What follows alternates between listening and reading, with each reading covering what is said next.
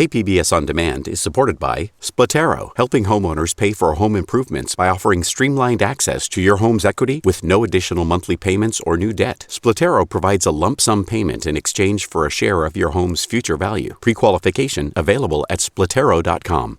On this episode of Everybody's Doing It with Miss Lolly, I take a virtual class with self-intimacy and orgasm coach Amy Weissfeld and report back. I found myself just taking my clothes off and dancing around the room. There was a gardener outside with a leaf blower. I kept thinking is he going to be able to see this?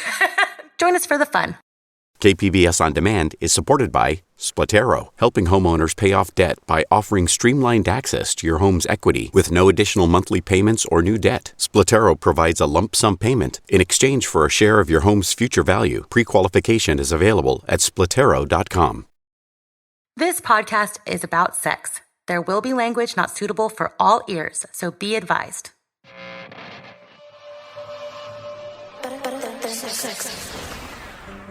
Hi, beautifuls. Welcome back to another episode of Everybody's Doing It, where we talk to experts like you about the role sex plays in our human experience and in our everyday lives. I'm your host, Miss Lolly. Today's topic is a little self-centered, self-aggrandizing even. We're going to dive into sex and sensuality with yourself. Yes, masturbation is part of that, but it's not the only part. Sexuality isn't solely about the act of sex. It's also about attraction, identity, and how you feel on the inside.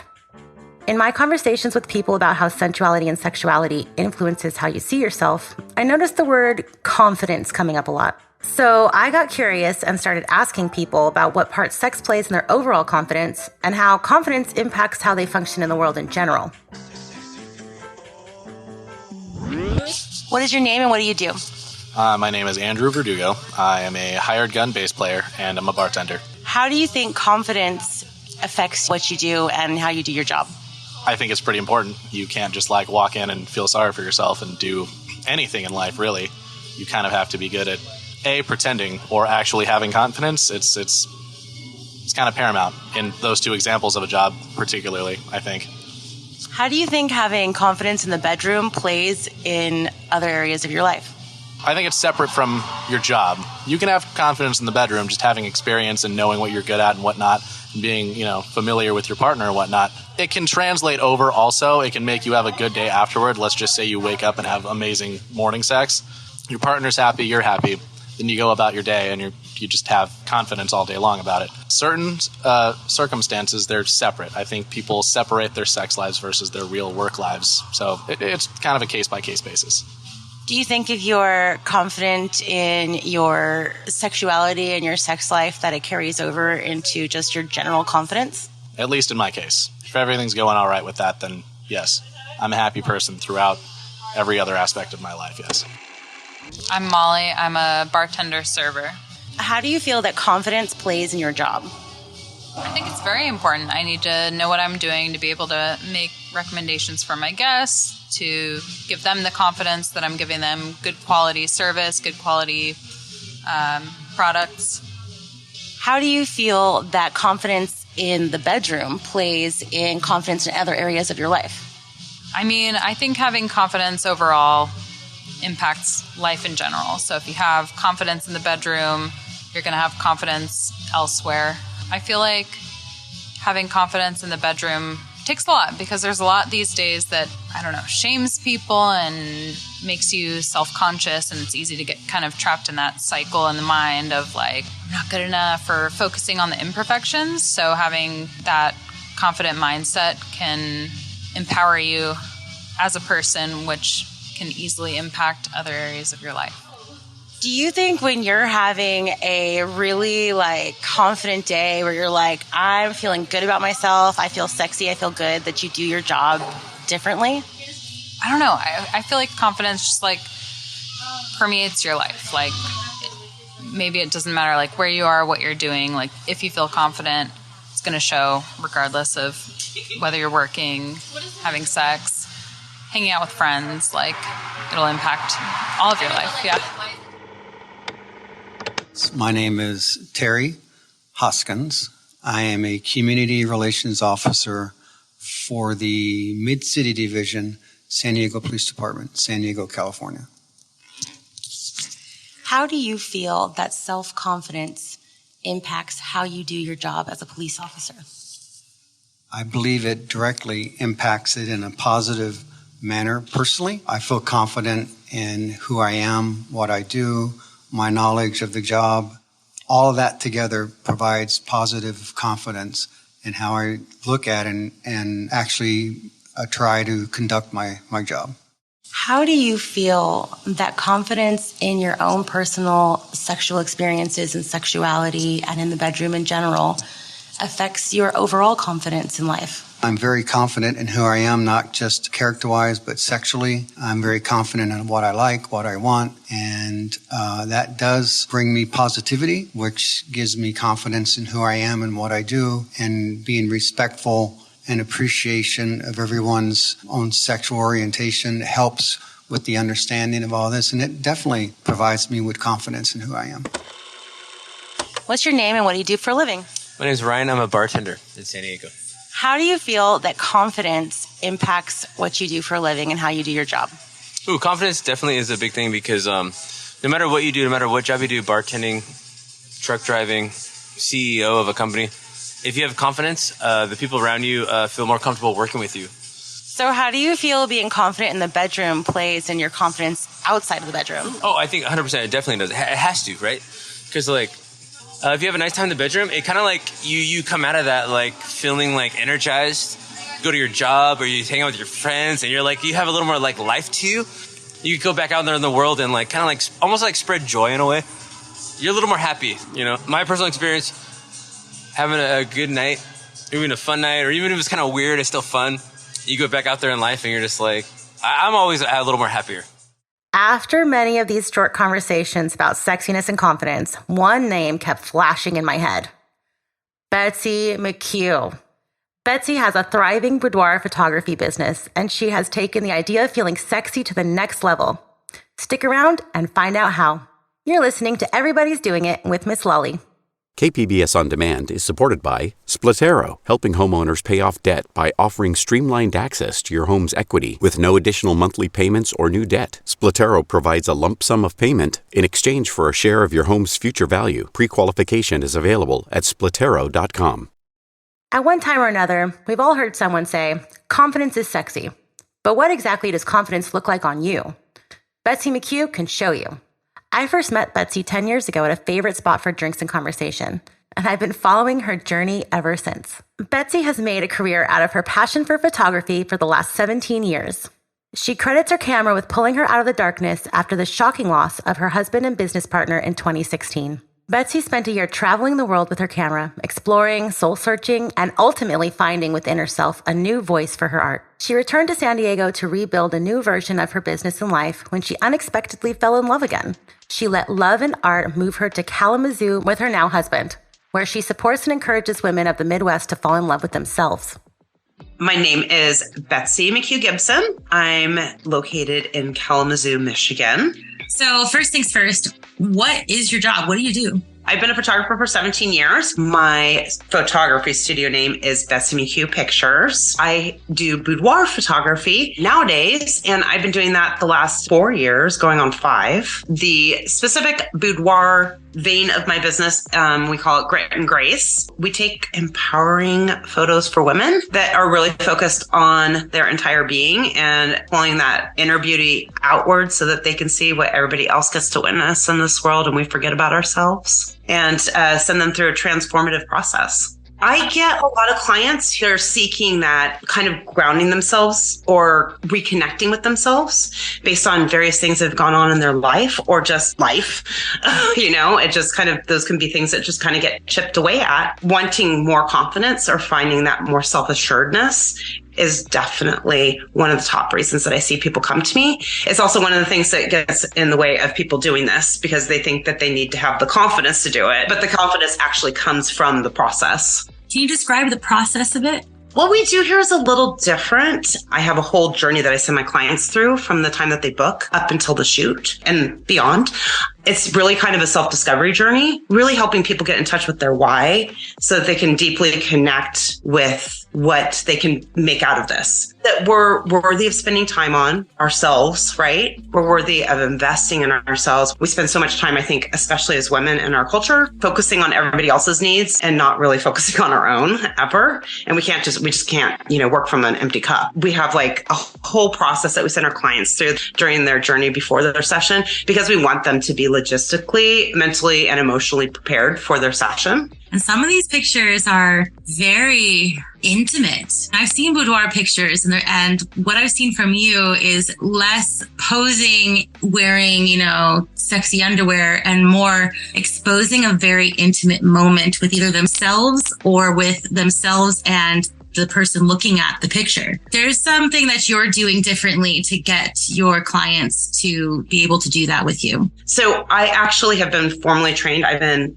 training with my mentor, is Denise Birdsong, and she has an art of emotion methodology. It is body language, breath work, and facial expressions. This is actually like physiology going on in the mind. Like it's actually like neuroplasticity, right? It actually kind of fires all those synapses in the brain that actually you're feeling those things. It's so amazing and so powerful for my clients, because if we do these things, we build that muscle memory in the shoot that day. They move forward with that. They know that they actually have that residing within themselves, and they can pull it up and conjure it anytime they want. What transformations do you notice in the people that you shoot before and after? I'll try to talk about it without getting too emotional, because I get very attached to my clients. Then I get attached to I want to know what do they do next? Because I'm so proud of them. I think a lot of people come to me when they're kind of in that tipping point of change, or you're in the process of kind of figuring more stuff out about yourself. Those people really go on and kind of catapult after this, because we've kind of built up that whole tank of self-confidence and self-assuredness. Yeah, they're able to connect with themselves, and that's carried on to connecting with other people, and not just other sexual partners, but it sounds like just the world in general. I've had people go on and they're like, I have been wanting a raise for 5 years and I haven't asked for it. I went into my boss's office and pretty much told them 5 reasons why I'm so awesome and why I deserve a raise. I did that within 2 weeks after their session. I'm like, that's so cool. Myself, growing up, I guess I was always kind of conditioned that I was waiting for somebody else to tell me I'm sexy. I needed that affirmation, external affirmation of some kind. And when I started my own boudoir journey, when I started having my photos taken, I discovered I can pull that out. That became a very powerful concept to me, that idea of sexiness and pulling it up and being able to wear it confidently and in a genuine way, no matter what size I am or age I am or anything. It's really about attitude, and it's sprung from that confidence within, right? Yeah. Somebody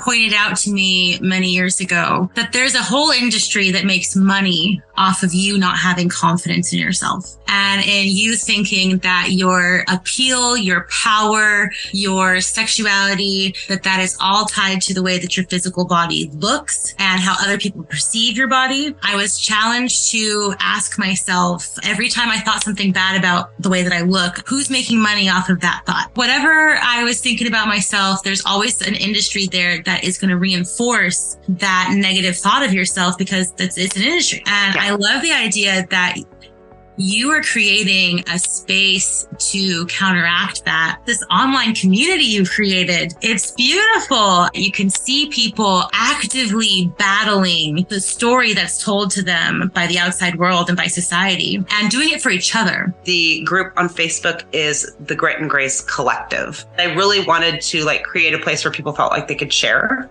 Community is a very important part of my life, always has been. And when I started that group, it was kind of a little bit of an experiment in the beginning. I invited women who are friends, who I respect, and kind of fall into that same category of people that I would like to work with. And I was pretty transparent with everybody when I started. I was like, I just thought this would be kind of cool to try out. And eventually I'd love to invite my boudoir clients here. But for right now, I just kind of like to see what happens when we mix all these different women from all over the world and all different walks of life. So it was more of a curiosity. I had a goal, but the thing about community is you can't dictate it, right? I can foster it, but I can't create every little bit of it. It needs to have an organic element to it. And I checked back in with everybody. I was like, okay, we've been doing this for a while. Is everybody okay if I start inviting complete strangers to this group for you? Everybody was amazing. It was, it's the more the merrier. And it's quite an interesting mix of people in there. And people can be kind of amazing. They can, especially if you are in a community that was specifically designed to be supportive and not to be competitive. And I think there's a big need for that in a lot of people's lives. How do you feel your understanding of yourself has changed? When I started doing this training, it brought up a lot of stuff for me that I hadn't dealt with. And I constantly have to do the work to be able to show up for my clients, to support them in this process and this journey. I grew up in kind of that very super religious purity culture environment. I've carried a lot of shame and discomfort, I think, with my sexuality on an outward level for a lot of years. And so I think all of this has helped me personally immensely. I can really, truly relate to what my clients are going through because I've been where they're at. You're on this journey with them. Exactly. My clients tell me they're in therapy, but something that's come out of this is that they've gotten to feel some of those things that they've been missing. And then they turn around and they have photographic evidence of it. So there's no one who can refute it. If you're sitting there looking at a photo that shows you being magnificent, it becomes undeniable. You're giving to people an experience that's helping them know themselves better and be able to function in the world with a deeper understanding of who they are. It's just a beautiful thing. We often think about sex as a way to connect, explore, and play with others. But can it also be a fun and magical way to discover and connect with ourselves? Amy Weissfeld of Joyful Self-Love says, absolutely. Amy is a somatic sex educator and a sexological body worker, as well as a member of ASECT, the American Association of Sexuality Educators, Counselors, and Therapists. And she's a certified Betty Dodson body sex facilitator and orgasm coach. But orgasm coach was not Amy's original plan for her life. By 40, Amy had been disappointed with many other career paths, and she had been raising a family who was growing up and didn't need her as much anymore. Then one day, while on a snowy vacation, I went on a ski trip that was not a ski trip. It turned into a drinking adventure because the snow was so terrible. And my kids were getting older and didn't need me quite as much. And on this trip of mine, somebody made a pass at me and it was an unmistakable pass. And I was just kind of like, what? I'm just this 40-year-old mom. I felt fat. I did not feel inspired, even though my husband would tell me every single day, you're so beautiful, Amy. I just could not believe it. It didn't land. I couldn't absorb it, right? And so sort of had this experience of dying a little bit, feeling deadened, not through anybody else's fault, but my own and society's stealing from me my radiance, my light, because we live in a sex negative, sex shaming, patriarchal sort of culture. Right? And this is what the lived experience of many women is, just a sort of deadening and a dimming. And so these three things that all happened sort of in conjunction woke me up and caused me to say, what is missing in my life? What could be better? Am I living the best life I possibly can be living? And the answer was no.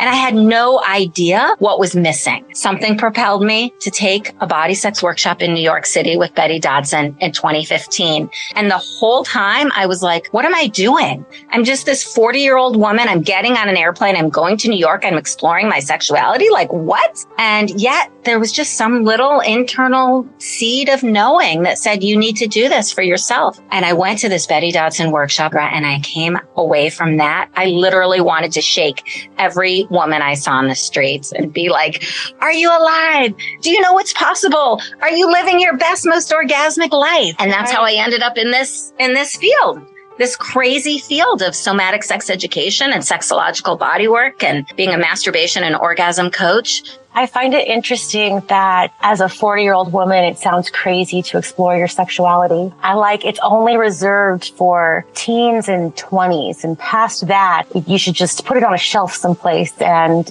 just let it be whatever it's going to be and let it collect dust. And it's crazy that you would want to know more about yourself in that way. And not only that, but we are indoctrinated. People in female bodies, well, all bodies really, we're indoctrinated to make ourselves small, to put other people's needs in front of our own. We have been told to be the good girl or boy, right? And to give, not to fill ourselves or light ourselves up. Also in female bodies, it can be really dangerous to be radiant. So we dim ourselves to avoid sexual assault. We dim ourselves to avoid shame. We dim ourselves to avoid, people telling us we're selfish. Which just kind of contradicts the other message of your worth is in your beauty and your worth is in how others want to have you, see you, turn it on, but not too high up, turn it down, but not too far down, And it's that Madonna whore complex. There isn't a lot of space for anything in between. You're either the virginal woman in white saving yourself for your love, or you're at the other end of that spectrum and you're the loose woman, you're a whore, you're giving yourself away too loosely. And then there's a lot of societal pressure to not do that. There's also a lot of societal pressure to have a certain level of beauty, but it's never for us. The major shift that I've noticed is less related to body size or image. My own journey into this was really one of body shame. And I see a lot of people still struggling and suffering with that. I also see a tremendous number of people struggling and suffering from performance anxiety because we have these very narrow constructs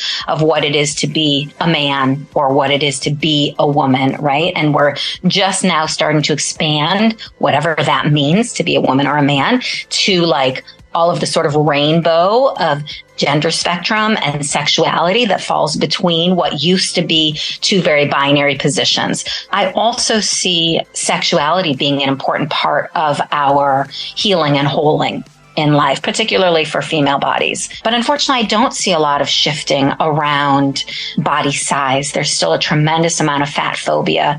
There's still a tremendous amount of privilege to folks, given to folks who fit within whatever we, society deems as like beautiful. Labiaplasty is the fastest growing surgery in the world. And we have a lot of feeling in our labia. So to think about cutting our labia because it doesn't fit into somebody else's standard definition of what our lady bits should look like, right? What our vulvas should look like, what our labia majora and minora should look like. It's frightening for me as a sex educator. Why do you think sexuality is such an important part of who we are as humans? It's an important part of feeling the full range of human emotion and feeling good in these beautiful bodies that we have. You know how plants turn towards the sun, right? They're looking for their nourishment. They automatically sort of track and turn towards the sun. I feel like our bodies also want to turn towards health and wellness. And I believe that sexuality and feeling good in our bodies, embodied pleasure, for some people, sensuality is enough. It doesn't have to be having sex with another person.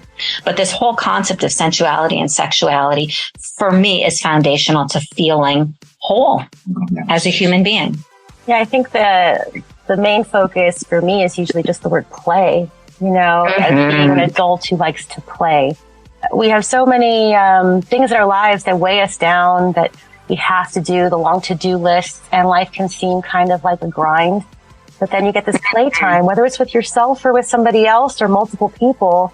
I feel like that just really makes life worth living, whatever that play is, sensual or sexual in nature. Mm-hmm. What do you think the role shame and confidence plays in self-pleasure and pleasure with others? I think first just talking about what shame is can be helpful because sometimes people get it confused with guilt. Shame is basically saying there's something fundamentally wrong with me. I'm broken. I'm not enough. Guilt is I did something wrong. Of the two, shame is a little more insidious than guilt. It's important to remember that all of these feelings that we have, there are biological reasons for them, right? Like biologically, there's a reason for shame. Shame is meant to keep us in the group. It's meant to keep us safe and part of the group. What was the worst thing you could do as an early, hominid, early peoples, whatever? You'd be banished was the worst punishment you could possibly receive, right? Because you couldn't survive out there by yourselves, right? So shame is important and it becomes a habitual way of being in the world that confidence and joy and play and laughter and intimacy and connection can all help combat. There are ways of being that get stuck in the body and that then become habitual negative feedback loops. And when we allow ourselves to turn towards pleasure, because optimism and pleasure are choices, right? When we allow ourselves or remind ourselves to do that through things like confidence through things like body positivity. We lower the vibration on the shame, and we rewire using neuroplasticity and increase our body's ability to feel more pleasure. The way you talk about shame is very similar to the way a lot of people talk about trauma. Yeah. I feel like shame and trauma really do go hand in hand, and shame can be traumatizing, especially if it started when you were really young and you're all you know is to feel shame about your body, about how you behave, about even your thoughts. I think, in terms of like, what can we do to ditch shame? Just allowing ourselves to be who we are, not needing to fit ourselves into this narrow construct or this tiny box of what somebody else says we should be. Liberating ourselves from shame comes from embracing our authentic selves. And it's not about producing or doing anything. It's about, feeling loved and accepted for exactly who we are. Which is authentic love and acceptance. And if you're not who you are, the people around you who love that person, they don't really love who you are. They love this, this character you created. And it's so vulnerable to allow people to see you and to embrace yourself too, right? Shame, I guess, is sort of the fear of disconnection. And we're all wired to feel connected. That's a primal need. So being vulnerable, which is often viewed as a weakness, is actually a strength that naturally sort of melts those barriers between people, creates a real heartfelt human connection, and that deepens intimacy with ourselves and with others. The whole reason I went to my first Betty Dodson Body Sex workshop is because I wasn't sure if I was having orgasms. I wasn't sure. And I sort of thought, well, if I'm not sure, maybe I'm not having them. Maybe I'm, this frigid person. Maybe I'm not capable of orgasming like other people. So I went and learned that actually I was having orgasms, but they were teeny tiny. They were small. They were like, Betty called them sneezes. They were sneezy orgasms, right? I used to call them peaks. And I would go up, up, up, and then I would just kind of fall off. I didn't have a big, huge release. And I had lowered my own pleasure ceiling. When you start to chase orgasm, it's like a cheetah. It's just going to go like running away from you as fast as it can. The way to have bigger, better, more full orgasms is to follow the tendrils of pleasure in your body rather than chasing the orgasm. And you're simply saying to yourself, what would make this feel even better in this moment? And now in this moment? And now in this moment, right? What would make this feel even better? Not, oh, I'm taking too long. I need to get to orgasm. Or, oh my God, what if I lose my erection? So a million other things that come to mind for us around orgasm. But I think one of the most important pieces is don't chase it. And the other piece is they don't fall from the sky. So you really do have to take some action, not to chase the orgasm, but take some action to allow yourself to open to more pleasure. And the things that I typically talk about are mindfulness. Where are we focusing our attention? Movement. How much movement are we inviting into the body? Mindfulness, movement, breath, sound, touch, and talk. How we talk to ourselves and how we talk to others. Yeah, I'm curious about that talk to others piece. Communicating with your partner that you're thinking like, oh my God, I'm taking too long. You're going to give up on me. And that's, I guess, kind of the purpose of a fake orgasm is to be like, you did it, buddy. Yay, good job. Mm-hmm. Like, and I don't want to have sex anymore. So I want to go to sleep. Okay, now I've paid that water bill. I can just go to sleep, right? People talk about it like you got to pay the water meter. It's obligation. And it's for the other person. That's right. What would the conversation look like for somebody to tell their partner, it might take me a minute or I might not come, but I still want to play with you. Open, honest, vulnerable conversation. I used to be afraid to tell my partner some of these things. And then I slowly worked up the courage and started telling my partner. And then what happened was I was saying it in a way that was shutting him down because I would say like, oh, I don't like that, or don't touch that, or don't do that, right? It was all negative. So learning to say, and I had to practice this, I still practice this, that feels good, and this would feel even better in the moment is awesome. And then talking about your sex both before and or after is that opportunity to say, I sometimes have a hang up that it takes me too long, or I feel like if I have to pee in the middle of having sex, you're going to feel badly because you're going to lose your erection, and that's going to be frustrating, right? So having those sorts of conversations where we talk about like what's happening in our sex life and not being afraid to ask for what we want and say what's happening for us is a big piece of creating more authentic intimacy and connection. What you just were referring to is this thing about like, I'm performing for my partner, and I'm also not only am I performing for my partner, but I am, by not asking for what I want, I'm training them to do something that I actually might not like. They're getting the signal, oh, she likes this or he likes this, so I'm going to do more of that. And before you know it, nobody's getting what they want. And everybody's in this negative play acting, experience, when it could be so great if we were just honest about what we wanted.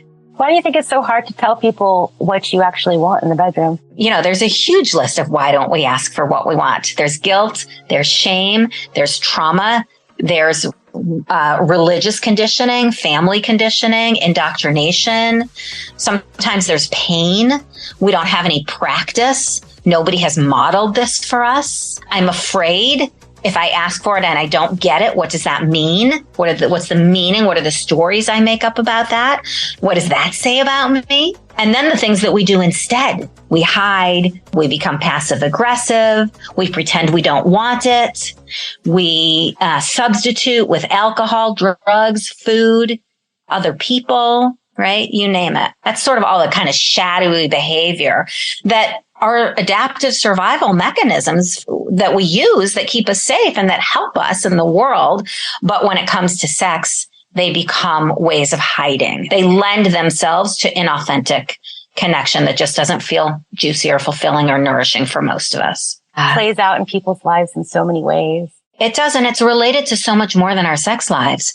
It's related to our relationships with our parents, our friends, our children, our colleagues, our employers. And what's so exciting about that, I think, is that when you start to work on your sex life, some of my clients, they'll come to me, they're like, I just want to work on this one little thing. Right? This one little thing connect. I want to have more confidence, or I want to have harder erections, or I want to, learn how to ask my partner for what I want, or I want to solve this libido mismatch, whatever it is. They think it's this one little thing, but it's like, you pull on this one little thing. It's like a sweater. It's like a thread in a sweater. You pull on that. And then the next thing you know, like your whole sweater unravels and you're like, how did I get here? But once you start to knit that back together, you find that like you walk through the world differently. And you're going to get that raise that you deserve at work. You're going to fix that relationship with your parent. You're going to be a better parent to your own kids. You're going to be a better friend. You're going to be a better partner, right? All of these things, because when you start to work on your sex life, it affects your whole life. It's a vibrancy, right? That's connected to you. One last question for you. What's your favorite part of doing this work? I am so grateful for the opportunity to share in people's journeys and to help them feel more alive. I have this phrase, saving the world one orgasm at a time, because we often think our sex lives are superfluous. They're extra. They're not important. Pleasure in general is often viewed as, who's got time for that? I'm busy raising my kids. I'm busy making a living. I'm busy paying for food and medicine, right? When we don't allow ourselves to feel pleasure, we're sort of flat. We're not living our best lives. So I feel very honored to be a witness and be a facilitator, helping people along the journey that I myself am walking. I do this work because I'm on my own healing journey, and it's radically transformed how I live my life. And I want to help other people light up. And it's like this Olympic torch. That's how I think of it anyway. It's like when you see somebody who is lit up, you're like, oh, I want what they have. And when you see that somebody else has confidence and how sexy that is, and you allow yourself to feel lit up as well, that just lights up the next person, right? So the more of us who can light up and embrace our healthy, whole, authentic selves, the more we create that in the world. So after that intriguing talk with Amy, what do you think was the very next thing I did? Well, you guessed it. I signed up for her 90-minute masturbation coaching session. I mean, I had to do it and report back, right?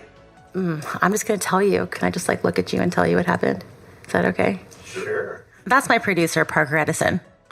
I didn't really know how to tell the story other than to just tell it. So what did we do? Okay, so the first thing she did was she had me kind of place an intention on what we were going to do and what I wanted to discover. I didn't really know what I wanted to discover just yet. So we worked on that and figured out that there were some blockages I had been trying to work on. So we did this grounding exercise that was really unexpected because I found myself having a really big emotional reaction just with these breathing techniques. So she had me get big and she had me get small. And when I got small, she directed me to think about a very specific childhood memory and instant waterworks. I did not expect this. I instantly just started bawling. I stayed in that position for a while and she invited me to just stay there until I was ready to get up. Once I got up, she created this really great space for me to process what had happened. And we did that for a while. And honestly, I had been working on trying to find where this blockage had been coming from, and not just in sex, in like other aspects of my life. And I had been working on this in therapy for a while, and here just doing this breathing exercise with this woman over Zoom, and there it was. It was instant. There it was. I finally understood that I had been carrying around with me since I was a little kid, this idea that I'm too loud, too big, my energy's too much. And it was just too much for my really anxious family members. And so I have just been walking around feeling kind of squashed. And then we went into the next stage of things, which was kind of like this erotic guided meditation. For me, she kept reminding me not to endure. Like, if it doesn't feel good, don't endure it. She invited me to turn my camera off. So I turned my camera off, and all of a sudden I felt like I was free to just kind of move around and be playful. She guided me through this energy work that I found myself just like taking my clothes off and dancing around the room, and there was a gardener outside with a leaf blower and he was going around where I was. And I kept thinking, like, is he going to be able to see this? And that was part of it too for me, was like, if he does, I guess he does, whatever. She helped just move this erotic energy through my body and then invited me to touch what I wanted to touch and move how I wanted to move. And by the end of it, I was just giggling. So the whole experience went from being stiff to crying to having fun and laughing to just feeling like a veil had been lifted. And I have been kind of more playful in my everyday since that. And I will definitely do it again. In fact, I'm already signed up for another one. Your sexuality is for you, with or without others. It can shape how you see yourself and how you move in the world. After hearing these stories, maybe it's a good time for you to ask yourself, what is my sensuality and sexuality when no one is looking? How do I discover and connect with myself sexually? Dig deeper, beautifuls, and know thyself. See you next time. Everybody's Doing It is produced and hosted by me, Miss Lolly, for Bad Form Media. Our executive producer is Parker Edison for Meridian Arts, and our head editor is the talented Chris Reyes. I am so grateful these two don't blush easily. Adrian Villalobos is media production specialist, Lisa Jane Morset is director of audio programming and operations, and John Decker is senior director of content development. You can subscribe and find our newest episodes on Apple, Spotify, or wherever you get your podcasts. This programming is made possible in part by the KPBS Explore Content Fund. Have fun out there, beautifuls, and thanks for listening. KPBS On Demand is supported by Splatero, helping homeowners pay for home improvements by offering streamlined access to your home's equity with no additional monthly payments or new debt. Splatero provides a lump sum payment in exchange for a share of your home's future value. Pre-qualification available at splatero.com.